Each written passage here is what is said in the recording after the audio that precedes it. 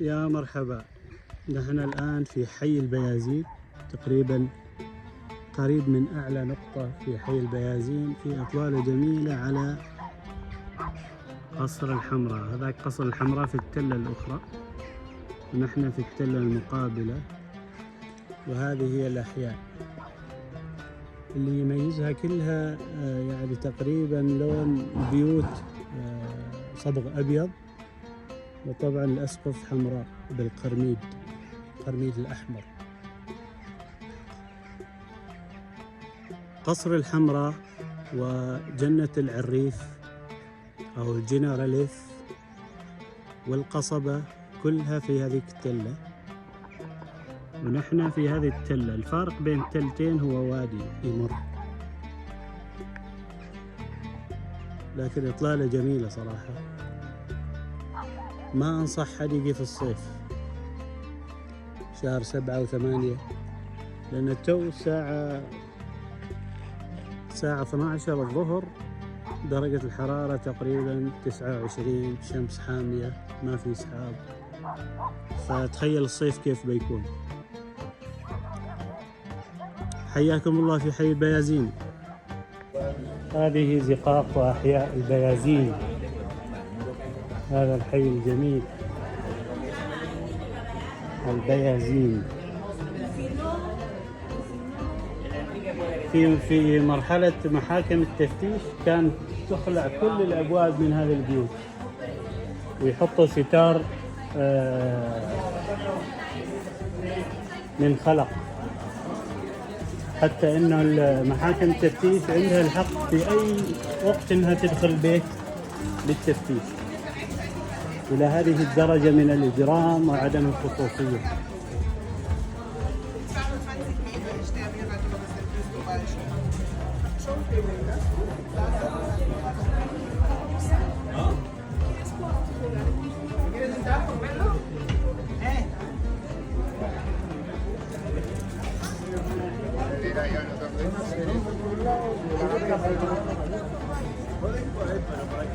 يا جمال البيازين، والله شبيه جدا بشفشاون وتطوان في المغرب، لكن أقرب إلى شفشاون. الساعة 1:03 الظهر في عز الشمس، في قائلة النهار، يلعبوا وأمورهم طيبة، مستمتعين في أعلى هذه التلة في حي البيازين الجميل. هذا الملعب، وهذه شجرة برتقال، وهذه أخرى. ما شاء الله. في حي البيازين ندخل قصر عائشة الحرة.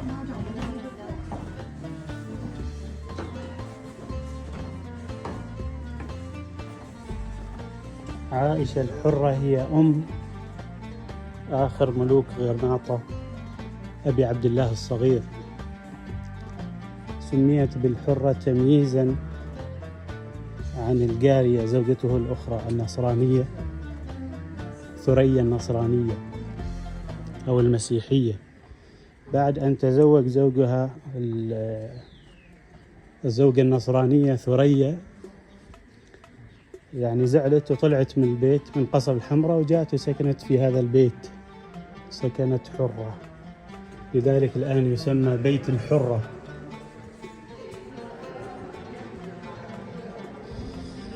إنه قصر من قصور حي البيازين. يا سلام.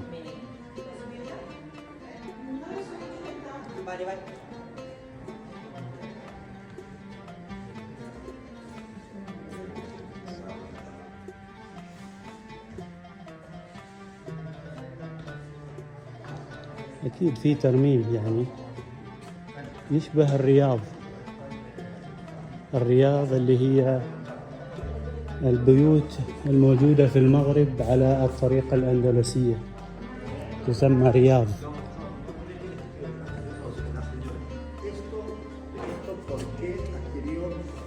لكن ما في أثاث أبدا ولا شيء ولا مقتنيات، باقي مبنى صامت حزين،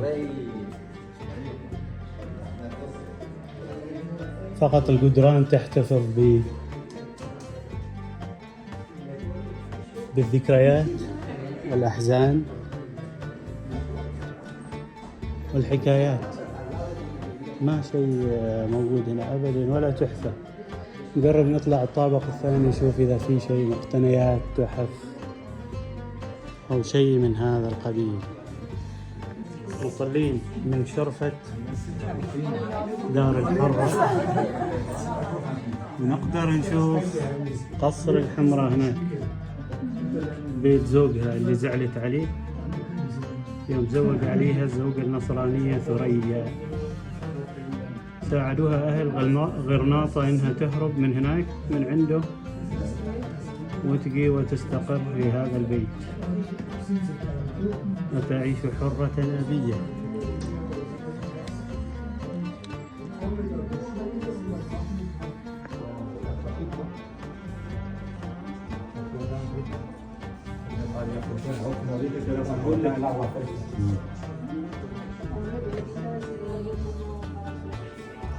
ما شعورك أبا أحمد وأنت تعيش هذه اللحظات في بيت عائشة الحرة؟ والله كل الأندلس ونحن نتمشى فيها نستذكر قصيدة أبو البقاء الرندي: لكل شيء إذا ما تم نقصانه فلا يغر بطيب العيش إنسان. هي الحياة كما شاهدت أو هي الأيام كما شاهدتها، دول من سره زمن ساءته أزمان. وهذه الدار لا تبقي على أحد ولا تدوم لدار له شان. والله هذه عبرة لمن يعتبر على أن الناس يذكروا أنفسهم أنهم يعيشوا حياة واحدة، حياة قصيرة جدا، وتبقى الأعمال سواء أعمال خيرة أو أعمال غيرها. ونسأل الله حسن الختام. شكرا على الصحبة الطيبة يا أبو أحمد. آمين.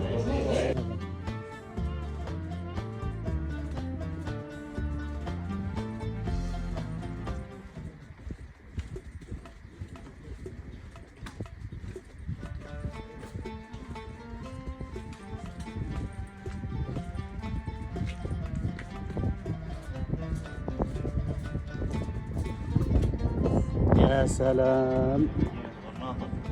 وهذه إطلالة أخرى على مدينة غرناطة. لعل هذاك الجامع ولا يمكن في جامع كبير هنا، جامع غرناطة تم تحويله إلى كنيسة. إن شاء الله نزوره اليوم العصر، ما أعرف هو هذا ولا واحد غيره. لا نزال في حي البيازين مع إطلالة لقصر الحمراء، ونحن أمام المسجد الجامع بغرناطة. يا سلام. لكن هذا المسيح الله يهديهم، يعني أول ما سقطت غرناطة ومملكة غرناطة حولوا كثير من الجوامع والمساجد إلى كنائس، والمساجد الباقية يسوي جنبها كنيسة، فكثرت الكنائس هنا بشكل ملفت للنظر. عند جامع كبير عندهم هنا هذا الكنيسة سانتا كلوز ولا وش اسمها، لكن تو ما وقت صلاة، الجامع مغلق. مقاهي في كل مكان وجلسات حلوة ودكاكين والناس مستمتعة. والله حي جميل جدا يا أخي، والكلاب تتمشى.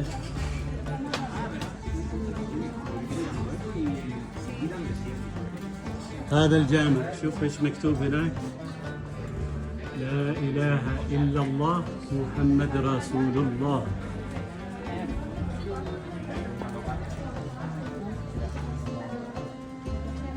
هذا مدخل المسجد صراحة ما مدين. هذا مدخل النساء، شوف مصلى النساء. يا سلام على التشجير والزهور والورود والروائح الجميلة. يا سلام يا سلام يا سلام لم.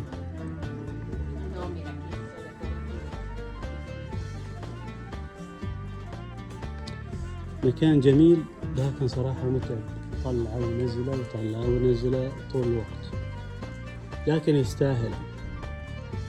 دائما اللي توصله بعناء يكون في لذة جمالية كذا، صح ولا لا؟ وفي نهاية تجوالنا في حي البيازين مرينا على هذا المطعم المغربي الجميل، مطعم مراكش. حتى ديكوره من داخل حلو، تديره عائلة مغربية ما شاء الله. وهذا ستارتر، وهذا باقي الأشياء ترى ما نصور لكم لأنه ما نتفيق جوعانين. تمام، بالصحة والراحة. مع الأتاي المغربي، هذا هو الأتاي، بس أنا ما أعرف أسوي هذيك الطريقة. شوف الحالة، هذا أبو يشتغل بالتصوير. أيوة هذا الأتاي المغربي. أسوي لك